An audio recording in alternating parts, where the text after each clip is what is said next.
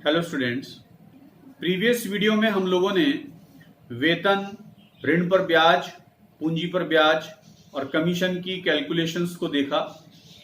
आज की ये वीडियो बहुत इंपॉर्टेंट है। आहरण पर ब्याज को लेकर हम लोग बात कर रहे हैं और उसी से रिलेटेड हम लोग कौन सा 10 प्रश्न जो कि मैंने इसमें सोल्व किए हैं उसको भी आपको देखना है। एमसीक्यूज क्वेश्चंस जो इसी से रिलेटेड बनते हैं तो उसकी प्रिपरेशंस आपकी अच्छे से हो पाएगी। स्टार्ट करें आहरण पर ब्याज की कैलकुलेशन को। आहरण पर ब्याज को कैलकुलेट करने का जो मेथड है वो 3 मेथड हैं, जिसमें से 2 आप परिचित हैं अगर आपने पिछली 2 वीडियो को देखा है। जिसमें सरल ब्याज विधि, जिस प्रकार से पूंजी पर ब्याज अपन ने कैलकुलेट किया, ऋण पर ब्याज कैलकुलेट किया, उसी तरीके से आहरण पर भी सरल ब्याज विधि के आधार पर हम ब्याज कैलकुलेट करेंगे। तो इसके लिए आप प्रीवियस वीडियो देखें, मैं इसका लिंक डिस्क्रिप्शन में डाला हूं, आप उसके आधार पर कौन सा प्रीवियस वीडियो देख सकते हैं। गुणनफल विधि आहरण पर ब्याज कैलकुलेट करने की उसी प्रकार से आपको काम में लेनी है जिस प्रकार से पूंजी पर ब्याज की जो विधि अपन ने सीखी थी, सेम उसी प्रकार से गुणनफल विधि को भी हम काम में ले सकते हैं। बस अंतर इतना है कि वहां पूंजी पर आपके ब्याज कैलकुलेट किया था या आहरण पर ब्याज कैलकुलेट करेंगे, पर तरीका, प्रोसेस, फॉर्मेट और फॉर्मूला सब सेम है।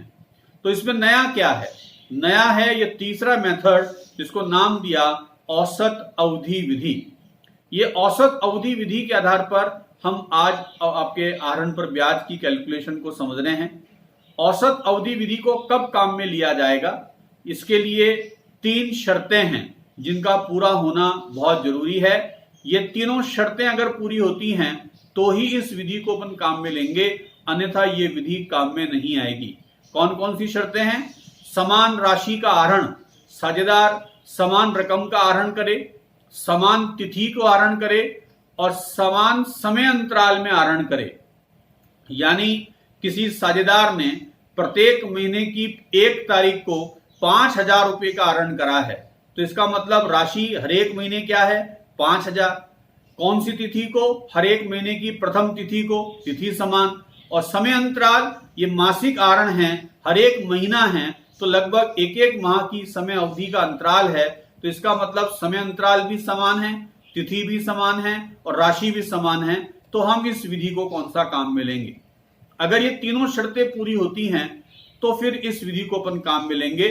सबसे पहले आपको कैलकुलेट करना पड़ेगा औसत अवधि, यानी कितनी औसत अवधि का हम ब्याज कैलकुलेट करें, ये आपको कौन सा पहले कैलकुलेट करनी पड़ेगी। औसत अवधि को कैलकुलेट करने का फॉर्मूला क्या है, इस फॉर्मूले को बहुत ध्यान से आप लोग समझ लें। प्रथम आहरण के माह, लगातार आहरण कर रहा है ये हर एक महीना, साल में 12 बार, तो अपन को यहां पर कौन से महीने का आहरण लेना है, आपके दिन लेने।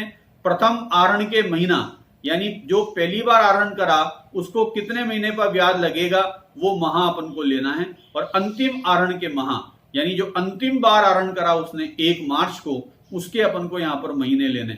दोनों को जोड़ा जाएगा, अपॉन 2 कर देंगे, यही औसत अवधि है। इस औसत अवधि का ही आप कुल आहरण पर ब्याज कैलकुलेट करेंगे। तो ब्याज कैलकुलेट करने का फॉर्मूला क्या है? वर्ष के कुल आहरण, प्रति महीना आहरण कर रहा है तो 12 से मल्टीप्लाई करें, त्रैमासिक कर रहा है तो 4 से मल्टीप्लाई करें, अर्धवार्षिक कर रहा है तो 2 से मल्टीप्लाई करें, तो इसके कुल आहरण आ जाएंगे। दर बटा 100, रेट अपॉन 100 जो प्रश्न में देगा वो लिखना है। औसत अवधि जो देगा आपने अपन ने यहां जो कैलकुलेट किया अपॉन 12 करके, अगर महीने में निकालिए तो 12 और दिन में अगर कैलकुलेट कराए तो क्या 365। तो इस प्रकार से आहरण पर ब्याज को कैलकुलेट करने का ये फॉर्मूला काम में आएगा। अब इस आपके कौन सा मेथड से रिलेटेड मैंने आपको कौन सा कई प्रश्न तैयार करे हैं, लगभग 10 प्रश्न हैं। उन सभी 10 प्रश्नों को अपन देखें एक एक करके, और ताकि समझें कि किस प्रकार से आहरण पर ब्याज कैलकुलेट करेंगे औसत अवधि विधि से। सबसे पहली सिचुएशन क्या है उसको जरा देखें। राम ने 2,000 रुपए प्रत्येक माह के प्रथम दिन आहरण किए हैं। 2,000 रुपए निकाल रहा है, रकम समान है, प्रत्येक माह निकाल रहा है, यानी आहरण का अंतराल 1-1 महीने का है, यानी समय अंतराल समान है, और प्रथम दिन निकाल रहा है तो तिथि भी क्या है? समान। तो हम इस केस में कौन सी आपकी विधि काम में लेंगे? औसत अवधि विधि के आधार पर राम के आहरण को अपन कैलकुलेट करेंगे। अब बात करते हैं 31 मार्च 2020 को 12% वार्षिक दर से आहरण पर ब्याज कैलकुलेट करना है। 31 मार्च को खाते बंद हो रहे हैं और आपके ब्याज की दर कितनी है? 12% से। सबसे पहले कैलकुलेट किया जाएगा औसत अवधि, यानी कितनी औसत अवधि का हम ब्याज कैलकुलेट करें। फॉर्मूला क्या था? प्रथम आहरण के महीना और अंतिम आहरण के माह। तो पहले अपन ये ज्ञात करें कि इसने पहला आहरण कब किया और अंतिम आहरण कब किया। तो इसने पहला आहरण किया है 1 अप्रैल को, क्योंकि ये प्रत्येक माह के प्रथम दिन आहरण कर रहा है। तो अपना वर्ष कब प्रारंभ होगा? अप्रैल से, और प्रथम दिन आपके आहरण कर रहा है, इसका मतलब 1 अप्रैल को। तो पहला आहरण तो हो गया 1 अप्रैल को, और सबसे लास्ट में आहरण कब होगा? 1 मार्च को। तो ये सबसे अंतिम आहरण है 1 मार्च, और सबसे पहला आहरण कौन सा है? 1 अप्रैल। अब इस दोनों आहरण के महीने निकालें। 1 अप्रैल को आहरण करा, इसके महीने 31 मार्च तक के कितने हो जाएंगे? 12 महीने। तो अपन जो औसत अवधि निकालेंगे, तो फर्स्ट आहरण के महीने कितने? 12, और अंतिम आहरण 1 मार्च को किया, खाते बंद हो रहे 31 मार्च को, तो 31 मार्च तक के कितने महीने हो गए? 1 महीना। 12 + 1 13, 13/2 6.5 माह का आपको औसत अवधि का ब्याज कैलकुलेट करना है। तो ये औसत अवधि निकली है, हमने महीना कैलकुलेट करा इसलिए मंथ में निकला है। अब अपन ब्याज कैलकुलेट करें तो उसका फॉर्मूला क्या है? वर्ष के कुल आहरण कैसे निकलेंगे? आपने आहरण करा है प्रत्येक माह, साल में कितने महीने होते हैं? 12। तो 2000 इंटू कितना कर दें? 12। तो 24,000 रुपए कुल आहरण की रकम आ जाएगी। फॉर्मूले में ब्याज की दर कितनी है? 12%। तो 12/100 अपन ने क्या लगा दी? ब्याज की दर। औसत अवधि कितनी कैलकुलेट करी अपन ने? 6.5। तो औसत अवधि 6.5 का हम ब्याज कैलकुलेट करेंगे। 6.5 महीने का आपके कौन सा ब्याज कैलकुलेट किया जाएगा? 1560 रुपए। तो इस प्रकार से ये औसत अवधि विधि में आप आहरण की गणना करेंगे। सबसे इंपॉर्टेंट है आपको ये कंडीशन मैच करनी आनी चाहिए। उसके बाद ये स्टेप जैसा मैंने बताया वैसे आपको आहरण पर ब्याज कैलकुलेट करना है। इसी में नेक्स्ट कंडीशन को देखें। नेक्स्ट कंडीशन क्या है? मोहन ने 3000 रुपए प्रत्येक माह के अंतिम दिन आहरण करें। हर एक महीना 3000 निकाल रहा है, रकम समान। प्रत्येक माह निकाल रहा है, समय अंतराल 1-1 महीने का है, तो वो समान है, और अंतिम तिथि को निकाल रहा है। अब यहां थोड़ा सा समझ लें कि आपको यहां ज्यादा दिमाग नहीं लगाना है। अंतिम तिथि का मतलब हर एक महीने की लास्ट तारीख। अब आपके दिमाग में आएगी फरवरी 28 महीने की, आपके अगस्त जुलाई 31 महीने की, कुछ महीने 30 के, ऐसा आपको कोई इसमें आपको उसको लेकर ज्यादा विचार नहीं करना है। अंतिम तिथि यानी अंतिम तिथि, हर एक महीने की अंतिम तिथि, तो हम उसको सिमिलर समान मान रहे हैं। तो अंतिम तिथि समान है, प्रत्येक माह आपके आहरण अंतराल समान है और रकम समान है। तो औसत अवधि विधि से अपन क्या करेंगे? ब्याज की कैलकुलेशन करेंगे। सबसे पहले आपको क्या निकालना है? औसत अवधि की गणना करनी है। पहला आहरण कौन सी तारीख को हुआ? अंतिम दिन कर रहा है ना ये, तो पहला महीना कौन सा है? अप्रैल का। अप्रैल के अंतिम दिन यानी 30 अप्रैल को उसने पहला आहरण करा, और अंतिम आहरण करा है 31 मार्च को। अब इस दोनों आहरण के मंथ निकालें तो 30 अप्रैल से 31 मार्च तक के महीने कितने आ गए? 11। और 31 मार्च से 31 मार्च कोई महीना नहीं, क्योंकि सेम डे है, इसलिए आपके कितने मंथ आएंगे? 0। और आपके 11/2 कर देंगे तो 5.5 महीने का आपको औसत अवधि का ब्याज कैलकुलेट करना है। कुल आहरण पर ब्याज कैलकुलेट करें। कुल आहरण कैसे आएंगे? 3000 रुपए प्रति महीना है, साल में कितने महीने? 12। तो 12 × 36,000 रुपए के कुल आहरण पर 12% से 5.5 महीने का अपन ब्याज कैलकुलेट करें तो ये 5.5 महीने का ब्याज कितना आ जाएगा? 1980 रुपए। तो इस प्रकार से अपन को कौन सा औसत अवधि विधि काम में लेते हुए ब्याज की कैलकुलेशंस करनी है। एक एग्जांपल और देखें। अगर आपसे कह दिया जाए इसके अंदर कि सोहन ने 2500 रुपए प्रत्येक माह के मध्य में आहरण किया है। अब ये माह का मध्य का मतलब है हमेशा 15 तारीख। अब चाहे महीना 30 का हो, 28 का हो, 31 का हो, मध्य का मतलब 15 तारीख। तो यानी हर एक महीने की 15 तारीख को 2500 रुपए का यह आहरण कर रहा है। तो औसत अवधि विधि इसमें अप्लाई होगी। सबसे पहले कैलकुलेट करें औसत अवधि। पहला आहरण कौन सी तारीख को करेगा? 15 अप्रैल को, क्योंकि वर्ष का पहला महीना अप्रैल और ये महीने के मध्य में आहरण कर रहा है, यानी 15 अप्रैल को आहरण कर रहा है। और लास्ट आहरण कौन सी तारीख को करेगा? मार्च में, महीने के मध्य में, यानी कौन सा? 15 मार्च को, तो 11.5 प्लस आपके कौन सा 15 अप्रैल से 31 मार्च तक के कितने महीने हो जाएंगे? केवल 15 दिन ही निकले हैं अप्रैल के, तो 11.5 महीने, और 15 मार्च से 31 मार्च तक कितने महीने होंगे? आधा महीना, 0.5। इसको प्लस कर दें 12/2, तो कितना आ जाएगा? 6 मंथ का औसत अवधि का अपन को ब्याज कैलकुलेट करना है। आरण पर ब्याज निकालें, कुल आरण कैसे आ जाएंगे? 2500 रुपए प्रत्येक माह है, तो 12 से मल्टीप्लाई कर दें, 2500 इंटू 12 यानी कुल 30,000 रुपए के कुल आरण आ गए। 12% से 6 महीने का ब्याज कितना आ जाएगा? 1800 रुपए। तो इस प्रकार से आपको औसत अवधि विधि काम में लेनी है यदि ये प्रत्येक माह आहरण करता है। अब मैं इसमें कंडीशन को थोड़ा चेंज कर रहा हूं। प्रत्येक माह को अगर अपन थोड़ी सी, अभी तो यहाँ पर क्वेश्चन में कोई ऐसी सिचुएशन समझ में नहीं आ रही है, तो हम यही एज्यूम कर रहे हैं कि ये पूरे 12 महीने आहरण कर रहा है। पर अगर क्वेश्चन में कोई ऐसी शर्त आ जाए तो उसको ध्यान से समझना है, तो उसके आधार पर अपन को देखना है कि कितनी अवधि तक उसने आहरण करा। इन तीनों केस में इसने पूरे 12 महीने आहरण करा है, क्योंकि कोई स्पेशल कंडीशन अपन को यहां पर प्रश्न में नहीं दी। मैं इसी क्वेश्चन को थोड़ा सा घुमा रहा हूं, जरा देखना आप इसको समझ पाते हैं क्या। इसमें आपसे कहा है कि सोहन मोहन 1 अक्टूबर को साझेदारी व्यापार प्रारंभ किया।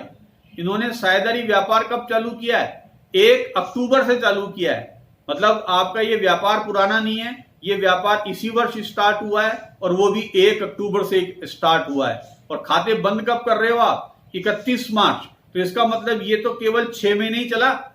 तो ये फर्म का पहला साल है, 1 अक्टूबर से स्टार्ट हुआ है, 31 मार्च तक केवल 6 महीने हुए हैं। और ऐसे में आपसे कह दिया कि सोहन ने 2500 रुपए प्रत्येक महीने के मध्य में आहरण कराया। तो प्रश्न आ रहा है कि इसने रकम समान निकाली है, समय अंतराल महीने महीने में तो वो समान है, और महीने के मध्य में आहरण करना है, यानी हर एक माह के अंदर तिथि भी क्या है? समान। तो औसत अवधि विधि काम में आएगी यहां पर भी। पर इसमें ध्यान रखना है कि यहां साल के कितने महीने इसने आहरण करे? केवल 6 महीने आहरण किया है। तो औसत अवधि निकालते समय भी ध्यान रखना है और ब्याज निकालते समय भी ध्यान रखना है। कैसे? जरा देखें। जैसे कि मैंने तीनों कंडीशन बताई कि तीनों कंडीशन मैच हो रही हैं, इसलिए औसत अवधि विधि काम में लेंगे। अब आ जाएं इसके अंदर आपके कौन सा औसत अवधि विधि की गणना कैसे होगी? प्रथम आहरण के महीने कितने और अंतिम आहरण के माह कितने हैं, तो वो अपन इसको देखें। प्रथम आहरण के माह कितने दे रखे हैं अपन को? प्रथम आहरण के माह, पहला आहरण कौन सी तारीख को करा? इसने 15 अक्टूबर को किया है, क्योंकि व्यापार कब चालू हुआ? 1 अक्टूबर को। और ये आपके कौन सा आपके पहला आहरण कब करेगा? पहला महीना अक्टूबर का, महीने के मध्य में, यानी 15 अक्टूबर को इसने आहरण कराया। तो 15 अक्टूबर से 31 मार्च तक के महीने कितने हो गए? 5.5 महीने। और लास्ट आहरण करेगा मार्च के महीने में, मध्य में, यानी 15 मार्च को, तो उसमें कितने महीने हो गए? आधा महीना। तो 5.5 प्लस आधा 6 महीना, 6/2, 3 महीने की औसत अवधि निकली। इस औसत अवधि पर ही अपन ब्याज की कैलकुलेशन करेंगे। ब्याज को कैलकुलेट करने का फॉर्मूला क्या है? वर्ष के कुल आहरण। कुल आहरण कैसे निकालें? 2500 रुपए प्रत्येक माह है, और ये कितने अवधि इसने आहरण करी? 6 महीना। तो 2500 इंटू 6 यानी 15,000 रुपए के कुल आहरण आ गए। 12% से 3 महीने का ब्याज निकालें। औसत अवधि कितनी है आपके? 3 महीना। तो 3 महीने का अपन ने ब्याज निकाला, कितने रुपए आ गया? 450 रुपए। तो इस प्रकार से आपको ध्यान रखना है कि कोई स्पेशल आपका कंडीशन बना के ना दे दिया जाए। अगर आपको सब कुछ स्टेप वाइज अगर आता है तो मैं समझता हूं कि ये चेंजिंग भी आप लोग समझ पाएंगे, उसके अनुसार कैलकुलेशन में चेंज हो गया। अब मैं इसमें त्रैमासिक को लेकर बात कर रहा हूं कि अगर इसने आहरण त्रैमासिक किया है तो अजय ने 4,000 रुपए प्रत्येक त्रैमासिक के प्रारंभ में आहरण किया। अब आपको सबसे पहले तो ये त्रैमासिक समझ में आना चाहिए कि ये त्रैमासिक क्या है। 3 महीने की अवधि को त्रैमासिक बोलते हैं। तो अगर ये त्रैमासिक आहरण कर रहा है तो समय अंतराल त्रैमासिक का है, 3-3 महीने का अंतराल है, तो समय अंतराल समान, रकम समान, और महीने की आपके कौन सा? त्रैमासिक के प्रारंभ में कर रहा है, यानी हर एक त्रैमासिक की स्टार्टिंग में। तो तिथि भी समान, समय अंतराल समान, रकम समान, तो औसत अवधि विधि काम में लेंगे। तो अब प्रश्न आ रहा है कि औसत अवधि विधि अपन को काम में लेनी है, तो फॉर्म आपके कैसे कैलकुलेट करें? त्रैमासिक मैंने आपके पूरे बना दिए हैं। अप्रैल में जून पहला त्रैमासिक है, ये द्वितीय, ये तृतीय, ये चौथा, 4 त्रैमासिक हैं। इसने कहा कि त्रैमासिक की स्टार्टिंग में ये आहरण कर रहा है, तो प्रथम त्रैमासिक आ रहा है 1 अप्रैल को, लास्ट त्रैमासिक आ रहा है आपके कौन सा 1 जनवरी को। इस त्रैमासिक के आधार पर महीने निकालें तो 1 अप्रैल से अगर अपन महीना निकालें 31 मार्च तक, तो इसके महीने कितने आ जाएंगे आपके? पहला आपके आहरण तो है 1 अप्रैल को, और अंतिम आहरण कौन सा होगा? 1 जनवरी को, क्योंकि त्रैमासिक आहरण कर रहा है ना त्रैमासिक के प्रारंभ में, तो पहला आहरण तो 1 अप्रैल को, अंतिम आहरण 1 जनवरी को। इसके महीने निकालें, 1 अप्रैल से 31 मार्च तक के कितने महीने हो गए? 12, और 1 जनवरी से 31 मार्च तक के कितने महीने हो गए? 3 महीने। 12 + 3 15, 15/2 7.5 महीने का आपको औसत अवधि का ब्याज निकालना है। अब बात आ रही है कि अपन आहरण पर ब्याज निकालें, तो वर्ष के कुल आहरण कैसे निकालोगे? साल में कितनी बार आहरण किया है इसने? 1, 2, 3, 4 बार आहरण किया है, तो 4000 इंटू कितना कर देंगे अपन? 4, 16,000 रुपए के कुल आहरण है, 12% की रेट है, 7.5 महीने की औसत अवधि है, उसको अपन कैलकुलेट करें तो 1200 रुपए का ब्याज बनता है। तो इस प्रकार से अगर ये त्रैमासिक की कंडीशन दे दे तो आपको इस प्रकार से अप्लाई करना है। इसी को चेंज करें वर्ष त्रैमासिक के प्रारंभ की बजाय, अब अगर आपको दे दिया जाए प्रश्न के अंदर त्रैमासिक के अंत में, तो उस केस में क्या होगा? त्रैमासिक का अंत का मतलब ये भी आपके औसत अवधि विधि काम में लेंगे। ये मैंने त्रैमासिक जमा दी, त्रैमासिक का अंत, ये त्रैमासिक का अंत क्या हो जाएगा? पहली त्रैमासिक का अंत क्या होगा? जून का महीना, और वो लास्ट डेट को कर रहा है यानी 30 जून को कर रहा है। सेकेंड त्रैमासिक आपकी कौन सी होगी? 30 सितंबर को लास्ट है, थर्ड आपके 31 दिसंबर, और फोर्थ है 31 मार्च को। तो पहली त्रैमासिक और अंतिम त्रैमासिक ये अपन को लेनी है, क्योंकि ये त्रैमासिक के अंत में आहरण कर रहा है। तो आहरण आपके औसत अवधि विधि काम में ले रहे हैं। फॉर्मूला प्रथम आहरण के महीना और अंतिम आहरण के महीना। प्रथम आहरण कौन सा है? 30 जून, अंतिम आहरण 31 मार्च। 30 जून से 31 मार्च तक के महीने, 30 जून का मतलब जून भी निकल गया ना, 3 महीने निकल गए, तो कुल कितने महीने बचे? 9 मंथ। और 31 मार्च को उसने कौन सा आहरण किया है, और क्लोजिंग डेट भी 31 मार्च है, तो यहां पर मंथ कितने आएंगे? 0, 9 आपके प्लस 0.2, 4.5 महीने का औसत अवधि का अपन को ब्याज कैलकुलेट करना है। कैसे लगाएंगे फॉर्मूला? वर्ष के कुल आहरण, साल में कितनी त्रैमासिक हो गई? 1, 2, 3, 4, यानी 4000 इंटू 4 16,000 के कुल आहरण है। 12% से 4.5 महीने का ब्याज कितना आएगा? 720। अब इसी में बात करें, थोड़ा कंडीशन को चेंज किया है त्रैमासिक के मध्य में। 3 महीने का मध्य कितना होगा? 1.5 महीने की अवधि हो गई। तो आप इसको भी समझ लें, औसत अवधि विधि काम में लेंगे। त्रैमासिक का महीना ये बीच का महीना हो गया, और मध्य का मतलब हो गया 15 तारीख। तो ये 15 मई, 15 अगस्त, 15 नवंबर, 15 फरवरी, इस प्रकार से ये आहरण करेगा साल में 4 बार। त्रैमासिक के मध्य में आहरण। तो औसत अवधि विधि काम में लेनी है अपन को। सबसे पहले औसत अवधि की गणना करें। पहला आहरण कब करा इसने? 15 मई को। अंतिम आहरण कब करा इसने? 15 फरवरी को।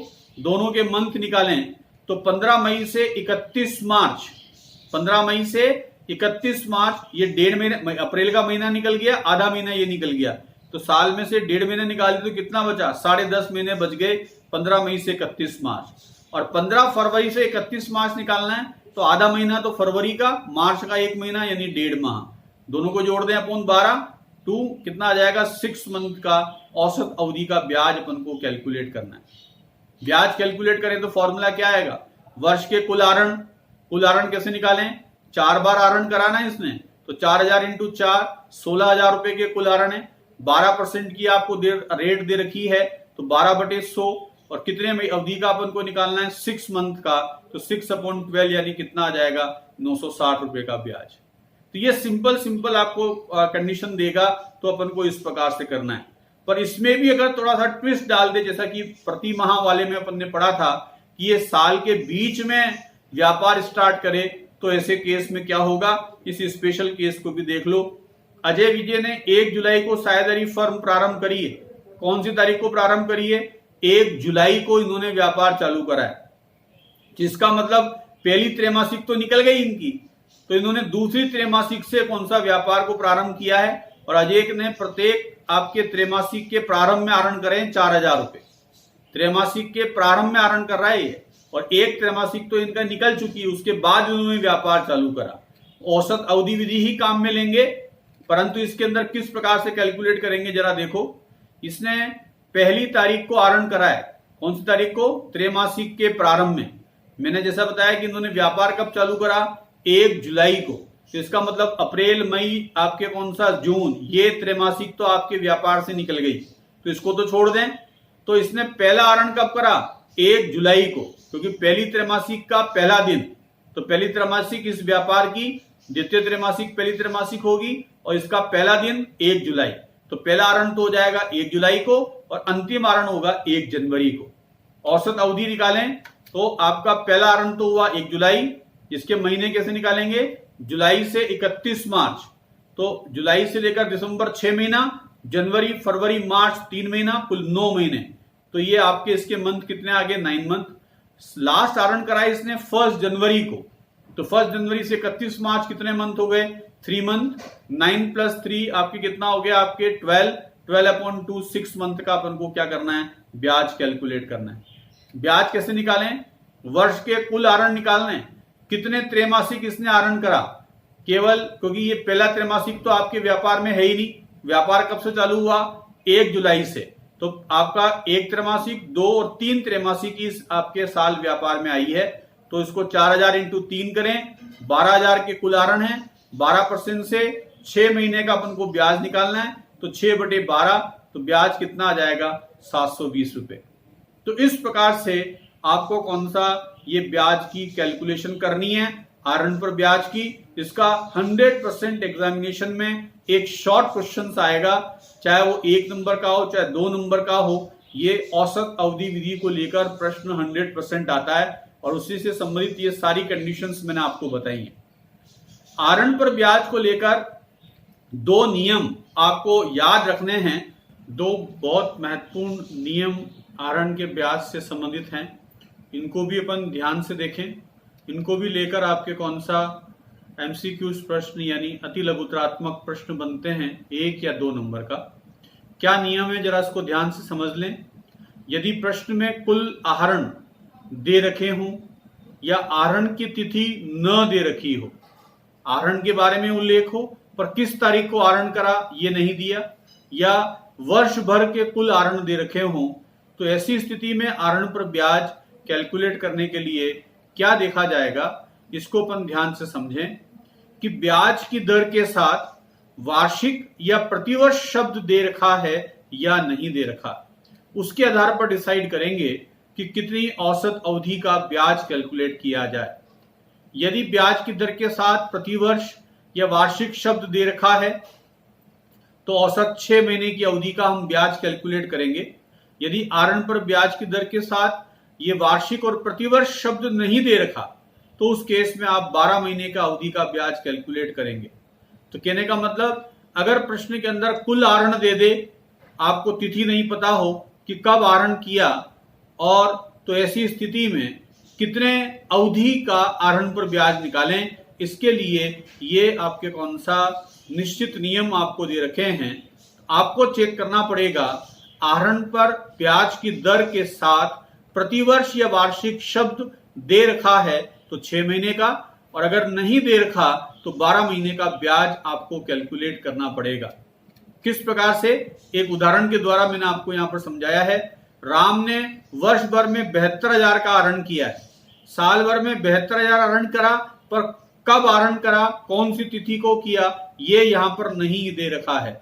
31 मार्च को 12% आपके वार्षिक दर से आहरण पर ब्याज निकालिए। ब्याज दर के साथ क्या दिख रहा है आपको? वार्षिक शब्द। यहां डेट नहीं है और दर के साथ वार्षिक शब्द है, तो उस केस में कितने महीने की अवधि का ब्याज निकालेंगे? 6 माह की अवधि का ब्याज कैलकुलेट किया जाएगा। ये नियम केवल आहरण पर ब्याज के संदर्भ में ही लागू होता है। तो आहरण पर ब्याज कैसे निकालें? प्रश्न में आहरण की तिथि का उल्लेख नहीं है, ब्याज दर के साथ वार्षिक शब्द दे रखा है, तो औसत 6 माह आपके ब्याज की गणना हम करेंगे। ऐसा नोट आपको प्रश्न में डालना है, ये इंपॉर्टेंट है, क्योंकि आपने एक निर्णय लिया है सूचना के अभाव में। इस निर्णय का उल्लेख इस नोट के रूप में आपको करना पड़ेगा। अब यहां पर अपन फॉर्मूला लगाएं आहरण पर ब्याज को कैलकुलेट करने का। वर्ष के कुल आहरण रेट अपॉन 100 इंटू औसत अवधि अपॉन 12। तो यहां पर आपके कुल आहरण कितने हैं? 72,000 रुपए। ब्याज की दर दे रखी है 12% और औसत अवधि का निर्धारण किया अपन ने कितने महीने का? 6 माह का। तो 6 महीना अपन कौन सा ब्याज निकालेंगे? 4,320 रुपए। तो ये नियम आपको याद रखना है कि जब प्रश्न में कुल आहरण दे दे पर आहरण की तिथि आपको नहीं दी हो कि किस तारीख को आहरण करा, तो ऐसी दशा में आप चेक करेंगे कि आहरण पर ब्याज की दर के साथ अगर प्रतिवर्ष या वार्षिक शब्द दे रखा है तो 6 महीने का ब्याज निकालें, नहीं दे रखा तो 12 महीने का ब्याज निकालें। अब इसी से संबंधित एक नियम और है, तब यह आहरण पर ब्याज की कैलकुलेशन कंप्लीट होगी यदि प्रश्न में आहरण की तिथि दे रखी हो पर आहरण पर ब्याज की दर के साथ वार्षिक प्रतिवर्ष शब्द न दे रखा हो। देखो ये बहुत इंपॉर्टेंट है। अब तक जितनी भी आपने क्वेश्चंस किए उनमें सब में आहरण पर ब्याज की दर के साथ वार्षिक या प्रतिवर्ष शब्द दे रखा था, इसलिए अपन ने महीनों को कैलकुलेट किया और उसी महीनों के हिसाब से अपन ने कैलकुलेशन करी। पर अगर उन सभी केसेस में आहरण पर ब्याज की दर के साथ अगर ये वार्षिक और प्रतिवर्ष शब्द हट जाएगा तो सभी केस में आप कितने महीने की अवधि का ब्याज कैलकुलेट करेंगे? 12 महीने की अवधि का ब्याज कैलकुलेट करेंगे। तो ये ध्यान रखना, आहरण पर ब्याज की दर के साथ अगर प्रतिवर्ष या वार्षिक शब्द नहीं हो तो प्रत्येक दशा में आपको 12 माह के ब्याज की गणना कैलकुलेट करनी है। मैंने एक एग्जांपल के रूप में आपको बताया है कि राम ने 1 जुलाई को 20,000 का आहरण करा। इसमें डेट दे रखी है, अमाउंट दे रखा है, 31 मार्च तक अपन दिन कैलकुलेट कर सकते हैं। पर समस्या क्या है, आपको जो आपके आहरण पर ब्याज की दर दे रखी है कि वो 12% दे रखी है, वार्षिक और प्रतिवर्ष शब्द इसमें से गायब है। तो आहरण पर ब्याज की दर के साथ ये वार्षिक और प्रतिवर्ष शब्द नहीं है, तो इसका मतलब फिर यहां महीनों की आपको कैलकुलेशन नहीं करनी है। आहरण पर ब्याज पूरे कितने महीने की अवधि का निकलेगा? पूरे 12 महीने की अवधि का निकलेगा। आप यहां पर नोट डालें, यदि प्रश्न में आहरण की तिथि का उल्लेख है परंतु ब्याज की दर के साथ वार्षिक शब्द न दे रखा है तो पूरे वर्ष भर के ब्याज की क्या की जाएगी? गणना करेंगे। ऐसा नोट डालते हुए आप आहरण पर ब्याज कैलकुलेट करें। वर्ष के कुल आहरण कितने दे रखे हैं? 20,000। दर है आपके कौन सा? 12% और कितने महीने की अवधि का? 12 महीने की अवधि का ब्याज, यानी कितना आएगा? 2400 रुपए। तो ये दोनों ही नियम बहुत ट्विस्टिंग हैं, आपके अति लघुतरात्मक प्रश्न के अंदर दे सकता है, तो ये कंडीशंस आपको याद रखनी है। अब आहरण पर ब्याज को लेकर सभी आपकी कंडीशंस मैंने आपको बता दी हैं, उनसे संबंधित आपको प्रश्न बता दिए हैं। तो कैलकुलेशन करने में अब आपको कोई प्रॉब्लम नहीं आएगी। हमने वेतन, पूंजी पर ब्याज, ऋण पर ब्याज, कमीशन, आहरण पर ब्याज, सबकी कैलकुलेशंस को अपन ने चेक कर लिया है। अब आप किताब के सभी प्रश्न कर सकते हैं क्योंकि लगभग हमने सभी प्रारूप और सभी कैलकुलेशन करने के मेथड्स को देख लिया है। नेक्स्ट वीडियो आप लोगों के लिए मैं अंकित प्रश्नों की लेकर आ रहा हूं, जिसमें 1 से लेकर 5 तक के अंकित प्रश्न किस प्रकार से आप सोल्व करेंगे, उस प्रेजेंटेशन को भी मैंने आपके कौन सा वहां पर दी है। ऐसा ही आपको कौन सा एग्जाम के अंदर करना है। तो इस वीडियो को देखें। 1 से लेकर 5 तक के जो अंकित प्रश्न हैं वो नेक्स्ट वीडियो के अंदर हैं। Thank you.